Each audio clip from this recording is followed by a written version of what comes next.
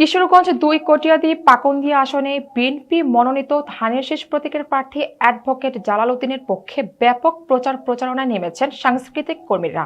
প্রতিনিধি মোহাম্মদ জজ মিয়া জানান, শুক্রবার বিকেলে কটিয়াদী পৌর সদরের চম্পা অপেরা শিল্পী গোষ্ঠীর সদস্যদের সাথে এক সৌজন্য সাক্ষাৎ করেন ধানের শীষের প্রার্থী অ্যাডভোকেট জালাল উদ্দিন। এ সময় কিশোরগঞ্জ জেলা যাত্রা শিল্প উন্নয়ন পরিষদের সভাপতি ও চম্পা অপেরা শিল্পগোষ্ঠীর স্বত্বাধিকারী আনোয়ার হোসেন জুনায়েদ এবং জাতীয় পুরস্কারপ্রাপ্ত চলচ্চিত্র নায়িকা চম্পার নেতৃত্বে এক ঝাঁক শিল্পী ও কলাকুশলী এই প্রচারণায় অংশ নেন। শিল্পীরা ধানের শীষের বিজয় নিশ্চিত করতে ঐক্যবদ্ধভাবে কাজ করার অঙ্গীকার ব্যক্ত করেন।